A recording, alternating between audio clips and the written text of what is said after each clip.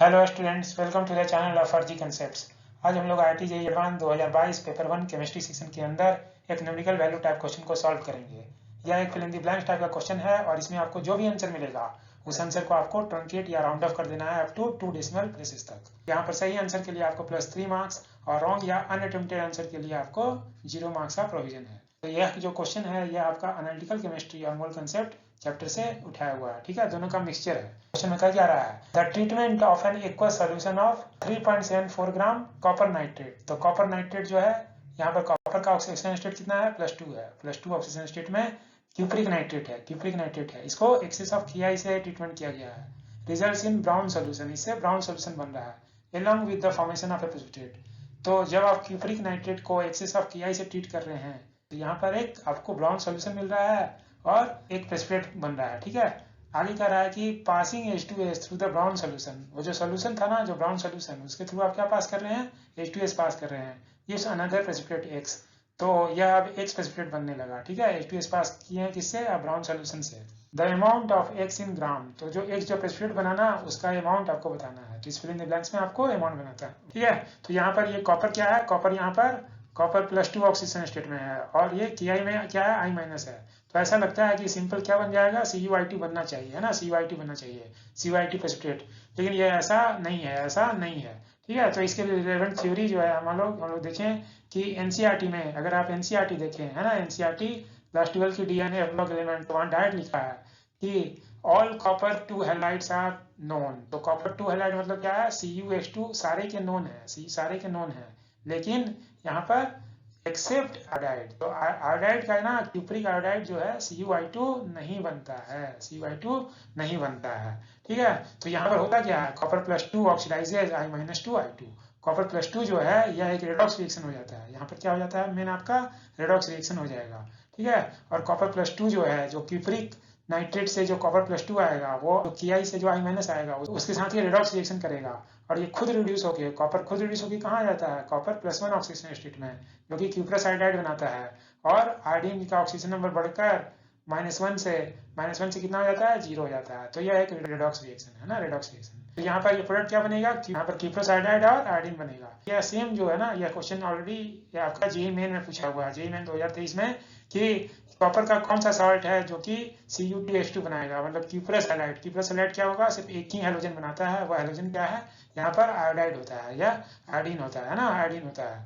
ठीक है, और इसकी बेसिस पर ऐसा ही एक बार क्वेश्चन और पूछा गया कि यहाँ पर कॉपर +2 सॉल्ट है, रिएक्ट्स विथ पोटेशियम आयोडाइड से अगर रिएक्ट करेगा तो NCERT के ऊपर ही कौन सा हाइलाइट बनेगा, Cu2I2 बनता है, Cu2I2 बनता है। अच्छा, यहाँ पर एक और क्यूप्रस आयोडाइड दिया हुआ था, लेकिन फॉर्मूला जो NCERT में लिखा हुआ है वो इसी तरह का लिखना है, इसलिए आंसर यहाँ पर ये वाला आंसर हुआ। ठीक है, तो इसके बेसिस पर हम लोगों ने ये रिएक्शन को आइडेंटिफाई कर लिया कि जो फर्स्ट पार्ट का रिएक्शन है वो क्या होगा, क्यूप्रिक आयन जब आयोडाइड से रिएक्ट करेगा तो क्यूप्रस आयोडाइड बनता है, जिसे हम लोग Cu2I2 लिखते हैं। NCERT में ऐसा लिखा है, जो कि व्हाइट फॉस्फेट होता है और आयोडीन लिबरेट होता है। आयोडीन की सॉलिडिटी बहुत ही कम है, इसलिए हम लोग इसे सॉलिड लिख रहे हैं ना, सॉलिड लिखे हैं, क्योंकि यहाँ पर भी I2 लिखा हुआ है, आयोडीन सॉलिड है। ठीक है, मोलिकुलर सॉलिड है जो कि वाटर में ऑलमोस्ट इनसॉल्युबल है। तो ये क्या होता है, वायलेट या ब्लैक होता है। तो ये हम लोग का ये पार्ट, तो यहाँ पर देखिए कुछ डिस्क्रिपेंसी आ रही है। क्या डिस्क्रिपेंसी आ रही है, क्यूप्रिक नाइट्रेट को जब आपने एक्सेस KI से ट्रीट किया तो ब्राउन सोल्यूशन मिलना चाहिए था और एक ही प्रेसिपिटेट। तो यहाँ पर हमें ना 2 प्रेसिपिटेट दिख रहा है, तो ये एक कंट्रोवर्सी है ना। तो लेकिन रिएक्शन यही है, रिएक्शन इसी से मिलता जुलता है। यहाँ एक्सेस KI का फर्दर यूज है, ये हम लोग आगे डिस्कस करेंगे। अब इसके बाद हम लोग आगे चले ना कि on passing H2S in this brown solution gives another precipitate X। ठीक है, तो इसके बारे में क्या NCERT में कोई इन्फॉर्मेशन अवेलेबल है? तो अगर हम लोग NCERT को देखें तो NCERT में कह रहा है कि ये जो क्लोरीन जो होता है ऑक्सीडाइजिंग एजेंट होता है। तो हम लोग जानते हैं कि सबसे अच्छा ऑक्सीडाइजिंग एजेंट क्या है, फ्लोरीन है, फिर क्लोरीन है, फिर ब्रोमीन है और फिर आयोडीन है ना। तो आयोडीन है, तो आयोडीन भी एक ऑक्सीडाइजिंग एजेंट है। तो यह क्या करेगा, H2S को अगर ऑक्सीडाइज कर दे, H2S को अगर ये ऑक्सीडाइज कर दे, तो यहाँ पर जैसे हम लोग देख रहे हैं कि क्लोरीन क्या करता है ना, H2S को ऑक्सीडाइज करके यहाँ पर सल्फर -2 ऑक्सीजन स्टेट से इसे ऑक्सीडाइज करके सल्फर 0 बना देता है, और ये सल्फर सॉलिड होता है और यही आपका प्रेसिपिटेट हो जाता है। सल्फर ये येलोइश व्हाइट कलर का प्रेसिपिटेट बन जाता है। ठीक है, तो यहाँ पर क्लोरीन ऑक्सीडाइज कर देता है। अगर ये ऐसा ही ऑक्सीडेशन H2S का ऑक्सीडेशन अगर आयोडीन कर देगा, अगर H2S का ऑक्सीडेशन आयोडीन के थ्रू हो जाए तो यहाँ पर भी सेम आपका सल्फर बनेगा और HI बनेगा। जैसे इस केस में क्या बना था, जब क्लोरीन किया था तो क्लोरीन ने जब ऑक्सीडेशन किया था H2S का तो यहाँ पर आपको HCl बना था और सल्फर बना था, उसी तरह यहाँ पर भी सल्फर और HI बन जाएगा। ठीक है, तो ये है। लेकिन ये ना एनसीईआरटी में सिर्फ क्लोरीन के बारे में लिखा हुआ है और यहाँ पर आयोडीन के बारे में, आयोडीन ऐसा करता है या नहीं करता है इसके बारे में कोई इन्फॉर्मेशन लिखा हुआ नहीं है। ठीक है, तो अब हम लोग क्या करते हैं ना कि अब हम लोग दूसरे बुक अगर जेडी को देखें, अगर जेडी को आप देखिए तो यहाँ कह रहा है कि अगर कोई भी हैलोजन हो और वो H2S से रिएक्ट करेगा तो क्या होता है, वो हैलोजन क्या करते हैं कि all the halogen oxidise sulphide ion to sulphur, तो सारे हैलोजन इसको ऑक्सीडाइज कर देते हैं। तो जेडी में ऑलरेडी ये दिया हुआ है। ठीक है, तो आयोडीन भी क्या करेगा, H2S को ये ऑक्सीडाइज करके सल्फर बना देगा और यही आपका अनदर प्रेसिपिटेट X है और ये क्या बना, HI बनी है। ठीक है, और ये येलोइश व्हाइट का सल्फर का कलर येलोइश व्हाइट होता है। तो यहाँ तक के पार्ट को हम लोगों ने ऑलरेडी ये कर लिया। लेकिन अभी भी ना हमारा ये जो फर्स्ट पार्ट में जो कंट्रोवर्सी आ रहा था कि क्यूप्रिक आयन जब Ki से एक्सिस के रिएक्ट करेगा तो ये ब्राउन सोल्यूशन मिलना चाहिए और एक ही प्रेसिपिटेट मिलना चाहिए था। लेकिन यहाँ पर हम ना अब हमारे पास एक व्हाइट प्रेसिपिटेट है और एक व्हाइट ब्लैक, दो प्रेसिपिटेट है, तो उस पार्ट को हम लोग को रिजॉल्व करना है। तो उस पार्ट को रिजॉल्व करने के लिए अगर आप देखिए ना कि IIT ने 1982 में और 1994 में 2 बार फिल इन द ब्लैंक्स में एक क्वेश्चन पूछा, the increase in solidity of iodine in aqueous Ki। तो यहाँ पर जो आपको एक्सेस Ki दिया हुआ ना और ये जो आयोडीन बना है इसके साथ में क्या है और एक्सेस Ki है, तो ये दोनों क्या करते हैं, जब आयोडीन का जब Ki से रिएक्शन होगा तो इसकी सॉलिडिटी बढ़ जाती है, इंक्रीज इन सॉलिडिटी हो जाती है। तो इसकी सॉलिडिटी बढ़ने का मेन रीजन क्या है, इसकी सॉलिडिटी बढ़ने का जो मेन रीजन है क्योंकि आयोडीन जो था, जो सॉलिड था, जो कि डार्क वायलेट या ब्लैक कलर का था, इसकी सॉलिडिटी सिर्फ 0.34 ग्राम पर लीटर थी। जब Ki में जब डालेंगे तो इसकी सॉलिडिटी बढ़ क्यों जाती है, क्योंकि इसमें पोटेशियम ट्राईआयोडाइड बनता है, तो इसमें K+ आयन है और I3- आयन है, ट्राईआयोडाइड आयन, और ये क्या है, पूरा का पूरा आयनिक होता है, इसलिए ये एक्वस के फॉर्म में मतलब पूरा सॉल्युबल है, पूरा ये सॉल्युबल है और ये येलोइश ब्राउन सोल्यूशन होता है।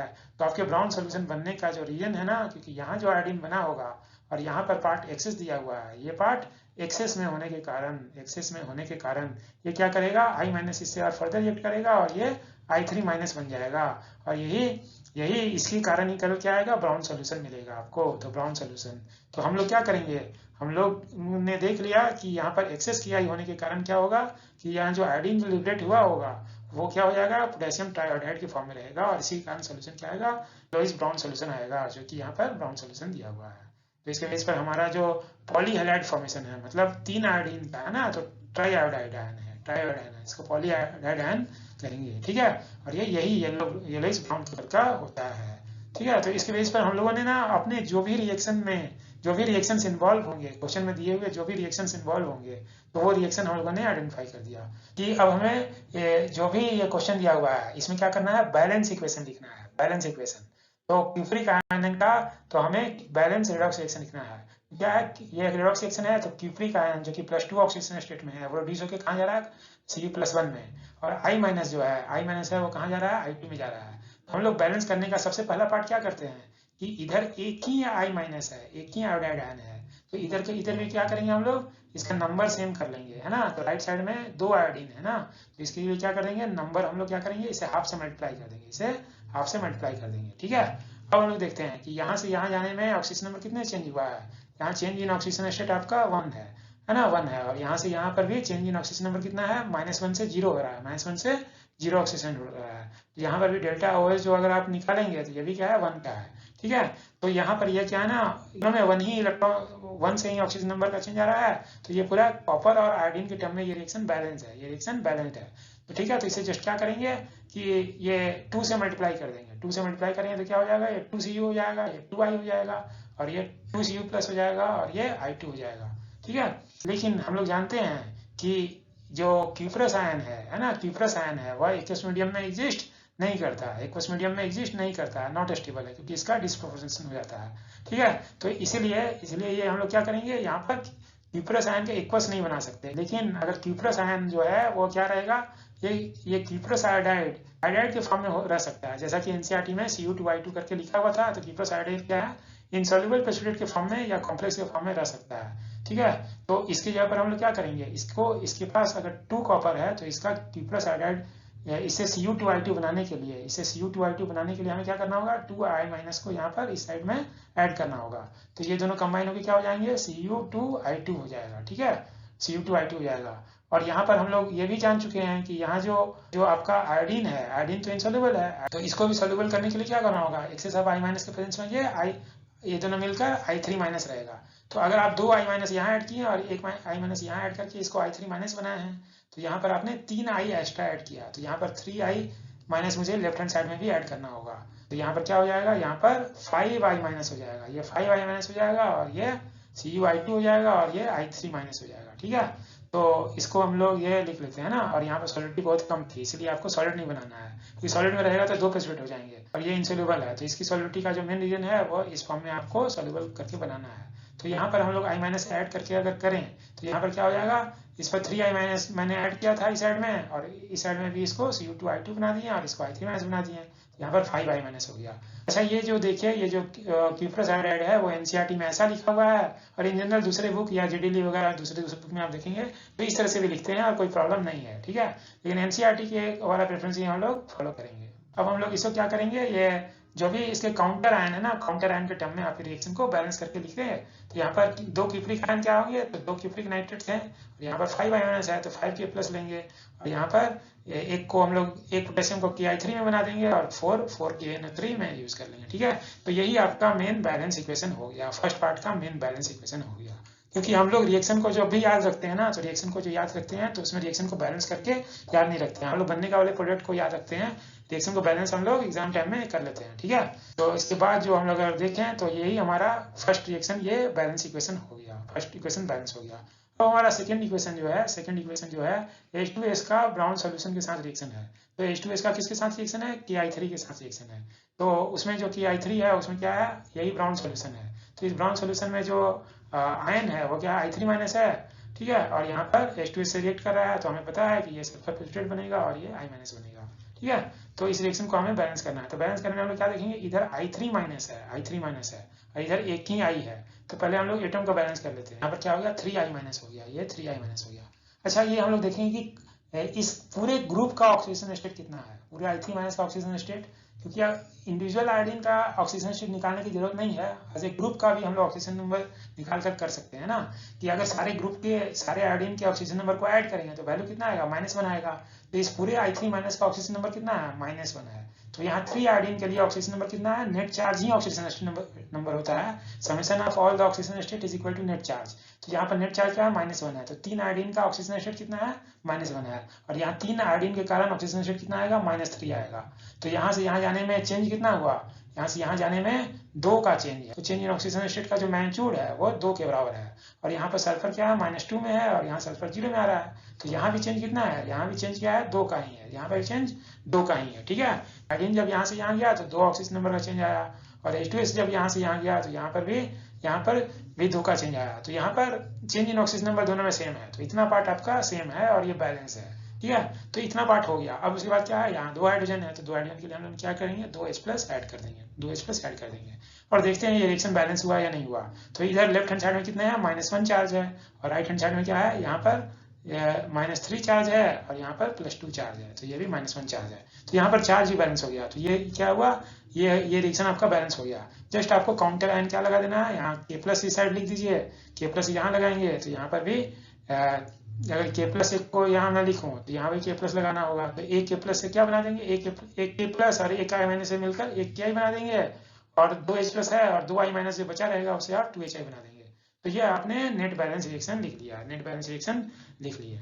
ठीक है, तो अब हमारे पास फर्स्ट रिएक्शन और सेकंड रिएक्शन दोनों ही बैलेंस रिएक्शन मिल चुका है। तो अब हम लोग इस पर क्या करेंगे, वो मोल कंसेप्ट आप अप्लाई कर सकते हैं, है ना, मोल कंसेप्ट अप्लाई कर सकते हैं। तो यही 2 हमारे नेट रिएक्शन है। तो इस पर जब आप मोल कंसेप्ट अप्लाई करेंगे तो ये क्या दिया हुआ है, क्यूप्रिक नाइट्रेट का वेट जो है ना वो 3.74 ग्राम दिया हुआ है। और इसके बाद अगर क्यूप्रिक नाइट्रेट का अगर आप मोलर मास निकालें तो मोलर मास में कॉपर है, और सब मोलर मास निकालने के लिए एटॉमिक मास का जो डाटा है वह दिया हुआ है। कॉपर का यहाँ 63 लेंगे, नाइट्रोजन का 14 लेंगे। तो ये मोलर मास मैंने ये यहाँ पर सारे वैल्यू, ये जो आपको डाटा में जो वैल्यूज दिए हुए हैं वो सारे वैल्यू मैंने डाल कर निकाला है। ये मोलर मास कितना आया क्यूप्रिक नाइट्रेट का, ये 187 आया है ना। तो यहाँ पर ये मास पता है, तो given weight divide by molar mass क्या देगा, नंबर ऑफ मोल दे देगा। Even mass divide by molar mass, तो ग्राम ग्राम कैंसिल हो जाएगा और आपको मोल में क्या मिल जाएगा। और ये क्या होगा, ये अगर पॉइंट को हटा दीजिए और इसको डिवाइड करेंगे तो ये 2 से डिवाइड होगा, 2 पॉइंट पर डेसिमल है तो ये 0.02 मोल हो जाएगा, तो है ना। यहाँ पर अगर आप डिवाइड करेंगे तो ये वैल्यू कितना आएगा, 0.02 मोल आ जाएगा। ठीक है, तो इससे आपको पूछा क्या गया है कि ये जो x बनेगा ना, यही आपका अननोन कंपाउंड क्या है, x है, यही है आपका अननोन कंपाउंड x है। ठीक है, x है, क्योंकि अनदर प्रेसिपिटेट जो था ना वो सल्फर वाला प्रेसिपिटेट था, जब ब्राउन सोल्यूशन से ट्रीट कर रहे हैं तो यही आपका प्रेसिपिटेट x है। तो इसका अमाउंट फाइंड करना है, तो ये किससे रिएक्ट कर रहा है, ये KI3 से। तो यहाँ पर KI3 कितना बना होगा, KI3 कितना बना होगा, तो हम लोग देख रहे हैं कि जब आप 2 मोल क्यूप्रिक नाइट्रेट लेते हैं, जब आप इसका 2 मोल लेते हैं तो ये इसका 1 मोल बनता है। इसलिए जब इसका 0.02 मोल लेंगे तो इसका कितना बनेगा, इसका हाफ बनेगा, इसका हाफ बनेगा, क्योंकि स्टोइकियोमेट्रिक कोएफिशिएंट क्या है इसका स्टोइकियोमेट्रिक कोएफिशिएंट 1 है, इसका स्टोइकियोमेट्रिक कोएफिशिएंट 2 था, तो इसका हाफ बनेगा। ठीक है, तो यहीं पर ये जो पोटेशियम ट्राइआयोडाइड है जो ब्राउन सोल्यूशन दे रहा था, इसका नंबर मोल कितना हो गया, 0.01 मोल हो गया। ठीक है, तो इसके 1 मोल जब रिएक्ट करता है तो इससे 1 मोल ही सल्फर बनता है, इसलिए ये 1 ही मोल बनता है, ये स्टोइकियोमेट्रिक कर रहा है, इसलिए 0.01 मोल से कितना बनेगा, 0.01 मोल ही बनेगा। Given number of mole multiplied by molar mass, तो मोलर मास सल्फर का कितना है, 32 ग्राम पर मोल है, सल्फर का मोलर मास 32 ग्राम पर मोल है। तो इन दोनों को मल्टीप्लाई करें तो मास कितना आ गया, फाइनली मास आपका 0.32 ग्राम हो गया, यही मास ऑफ x हो गया। तो यही आपका आंसर हो जाएगा, ये 0.32 ग्राम ही आंसर है, तो ये हमारा 0.32 ग्राम ये आंसर हो गया। ठीक है, कि जो रिएक्शन है ना ये काफी इंपॉर्टेंट रिएक्शन है। और इसके बाद अब हम लोग देखें ना कि ये जो रिएक्शन जो है ना, ये आपको आईटी कई बार से पूछता आ रहा है, कई बार पहले भी यह सेम रिएक्शन को यूज करके पूछा जा चुका है, जहाँ पर क्यूप्रिक आयन का KI से रिएक्शन है और हमेशा ब्राउन सोल्यूशन या आपका येलोइश ब्राउन सोल्यूशन ही बनता है ना। ठीक है, वो बहुत ही इंपॉर्टेंट रिएक्शन है। तो उस रिएक्शन देखें हम लोग, एक दो क्वेश्चन देखते हैं कि ये आईटी 2000 के एग्जाम में सब्जेक्टिव पेपर में आईटी ने पूछा कि ये कह रहा है कि an aqueous blue coloured solution of a transition metal sulphate, तो ट्रांजिशन मेटल सल्फेट है, ठीक है, ट्रांजिशन मेटल सल्फेट है, तो वो जो ब्लू सॉल्यूशन था उसका ट्रीटमेंट किसे कर रहे हैं, विद KI से कर रहे हैं in weakly acidic medium to turns yellow and white precipitate. तो येलो और व्हाइट प्रेसिपिटेट देखिए क्या बोलेंगे, येलो इज ब्राउन सॉल्यूशन किसके कारण, पोटेशियम ट्राइआयोडाइड के कारण, क्योंकि आप KI से ट्रीट किए हैं। ठीक है, और ये व्हाइट प्रेसिपिटेट किसका होगा, ये क्यूप्रस आयोडाइड का होगा, ये क्यूप्रस आयोडाइड का। ठीक है, क्यूप्रस आयोडाइड का। तो इसमें बताना है कि identified the transition metal ion, तो हम लोग जानते हैं ये कौन सा आयन होगा, ये क्यूप्रिक आयन होगा, क्यूप्रिक आयन होगा, ये क्यूप्रिक आयन है। और इसका जब एक्सेस KI से ट्रीटमेंट करेंगे तो ये येलोइश ब्राउन सॉल्यूशन मिलता है, और व्हाइट प्रेसिपिटेट किसका बनता है, क्यूप्रस आयोडाइड का बनता है। ये रिएक्शन पहले पूछा है, तो right the chemical reaction involve in the formation of A and B, तो B के फॉर्मेशन में जो केमिकल रिएक्शन है वो लिखना था। और ये जो 2000 में जो क्वेश्चन पूछा है ना, उसी ने आपको ये 2022 में क्या हुआ, बैलेंस करवा कर पूछा, बैलेंस करवा के मोल कंसेप्ट अप्लाई करके पूछा। ठीक है, तो ये सेम ही कंसेप्ट है। तो अगला क्वेश्चन हम लोग देखें, अगला क्वेश्चन देखें ना, तो यहाँ पर भी ये ओर ऑफ मेटल M है, ओर ऑफ मेटल M है, और इसका ओर ऑफ मेटल M का जब आप KI से ट्रीटमेंट कर रहा है तो आयोडीन बन रहा है और ये प्रेसिपिटेट बन रहा है। ठीक है, तो आयोडीन और प्रेसिपिटेट कहाँ बना था, जो हम लोग NCERT में रिएक्शन किया था, ये KI से ट्रीट करने पर आयोडीन मेटल का क्या था, यहाँ पर कॉपर +2 आयन रहा होगा, इस मेटल के अंदर कॉपर +2 आयन होगा, जो कि आयोडीन और क्यूप्रस आयोडाइड देगा, CuI लिखिए या Cu2I2 लिखिए, है ना, ये बना होगा। क्योंकि यहाँ पर कैल्सिनेशन करने पे क्या देता है, ये ब्लैक सॉल्ट देता है, जो कि यहाँ पर CuO होता है। तो ये सारी इन्फॉर्मेशन ना यहाँ पर रिलेटेड है ना, इसलिए मैं आपको बता रहा हूँ कि सेम जो क्वेश्चन है वो कई बार आईटी ने 2004 में यहाँ पूछा है ना, कई बार ये पूछा जा चुका है। तो ठीक है, और यहाँ पर अगर इसका रिसेंट अगर आप देखेंगे, रिसेंट में देखें तो 2012 में भी यहाँ पर देखिए, यहाँ पर क्या हुआ, एक्सेस ऑफ KI, और जैसे ही आपको ब्राउनिश येलो सोल्यूशन अगर मिल गया तो समझिए ये क्या है, आपका KI3 है। और ये क्या कैसे हुआ होगा, ये एक्चुअली I- है प्लस I2 है, I- प्लस I2 है, और इसी को I3- लिखते हैं, और काउंटर आयन क्या है, K+ है, तो यहाँ KI3 लिखते हैं ना, KI3 लिखते हैं। तो येलोइश ब्राउन सॉल्यूशन जहाँ भी बनता है समझिए KI ऐड करने पे वहाँ रेडॉक्स रिएक्शन हो रहा है। तो पहला जो ऑप्शन है इसका first reaction is a redox reaction, वो आप कर सकते हैं। ठीक है, फिर उसके बाद ब्राउनिश पर ये जब ब्राउनिश येलो फिल्ट्रेट है जिसमें KI3 था, उस पर सोडियम थायोसल्फेट डाल रहे हैं, तो ये आयोडोमेट्रिक टाइटेशन है। ठीक है, जो कि आयोडोमेट्रिक टाइटेशन है। ठीक है, तो ये बहुत ही इंपॉर्टेंट रिएक्शन है, तो इसके थ्रू आप बहुत सारे क्वेश्चन को सॉल्व कर सकते हैं। ठीक है, तो ये मल्टी कलर्ड क्वेश्चन में ये क्वेश्चन पूछा गया है। और आयोडीन का कलर क्या होता है, आयोडीन का कलर स्टार्च के साथ क्या होता है, ब्लू कलर भी होता है। ठीक है, तो ये भी है ना। तो इस तरह से कई क्वेश्चन को सॉल्व करने में आपको हेल्प मिलेगा। ठीक है, तो उस क्वेश्चन को करके ये हमें फायदा है। इस पर अब हम लोग क्या करेंगे, जो हमारा फाइनल आंसर है वो क्या था, 0.32 ही था। क्वेश्चन का, और ये ऑफिशियल आंसर की जो IIT बॉम्बे के द्वारा पब्लिश किया गया उसके आंसर से मैच करता है, जिसमें ऑफिशियल आंसर की जो रेंज था वो 0.31 से 0.33 का रेंज दिया हुआ था। ठीक है, और ये फाइनल आंसर है। ठीक है, तो इसके बेस पर हम लोगों ने एनालिटिकल केमिस्ट्री का ये क्वेश्चन सॉल्व कर लिया। So thanks for watching.